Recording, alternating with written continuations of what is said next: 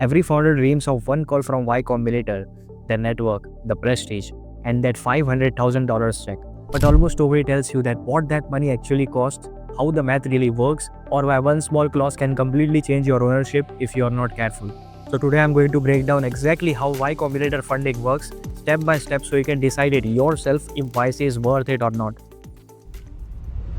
Part 1. The famous $500,000 deal. Most people say YC gives you $500,000 for 7%. But that's not true. YC funding is actually two separate checks with two very different rules. And understanding this difference is everything. Part 2. The first check. $125,000 for 7%, which is for the tuition.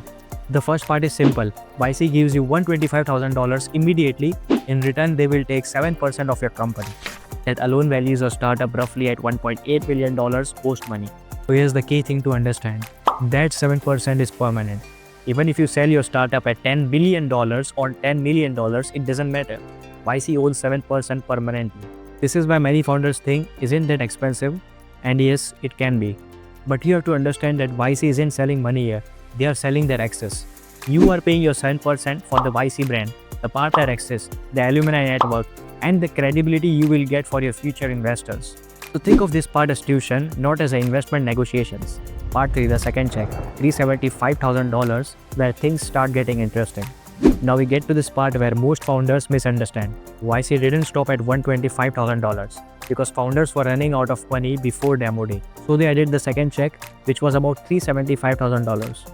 But this money is not for equity upfront. This was invested through something called a SAFE. Let me explain you in a simple way how SAFE works. A SAFE is a simple agreement for a future equity. Here's the easiest way to understand it. YC gives you the money now, but they didn't get the shares yet, so that equity is decided in your next priced round, which is usually your seed round. The moment you raise your next priced round, that SAFE converts it into shares. Part 5. Valuation caps. SAFEs usually come with something called valuation capital. The capital sets the maximum valuation at which the SAFE can convert. Let me give you an example. An investor puts in $1 million at a $5 million capital. Later, your company is valued at $100 million. That investor ignores the 100 million number. They convert as if the company is still valued at $5 million. That's how the early investor gets massive upside. Part 6. MFN clause. The guillotine everyone talks about. YC's $375,000 SAFE is special. It's uncapped, but it includes an MFN clause, which is most favored nation. In simple terms, this means YC gets whatever terms the next investor gets. No worse, no better, exactly the same. This is where outcome can look very different depending on how you raise next. Let me give you two scenarios, scenario A and scenario B. Scenario A, the good outcome.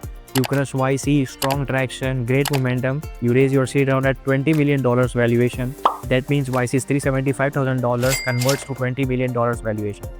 That's roughly 1.8% dilution. Very reasonable, minimal impact, and the best part that everyone is happy. Scenario B, the dangerous outcome.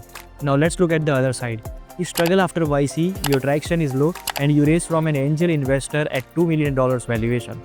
That same $375,000 converts at $2 million valuation, which is nearly 19% of your company. So now let's see why YC uses MFN and why it's not a trap. At first glance, MFN feels brutal, but here's the real reason it exists. It forces founders to avoid bad deals. Because a low valuation hurts you, and it hurts you twice through YC's SAFE. MFN pushes you to fight for better traction, stronger storytelling, higher quality investors. And here's the key part most founders miss. YC gives you $500 upfront, so you don't have to be desperate for money. Money buys you time, and time gives you leverage. Part 7. Incentives are perfectly aligned. So if you raise at a high valuation, YC owns a small slice of a big company. And if you raise cheap, YC owns a bigger slice of a smaller company. Either way, YC is incentivized to help you grow fast and raise strong. So the final verdict, is YC worth the 7%?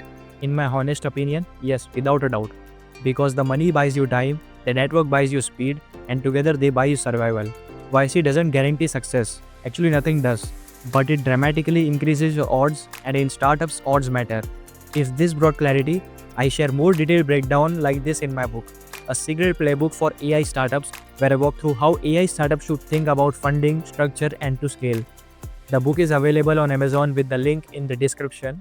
So see you there in my next video.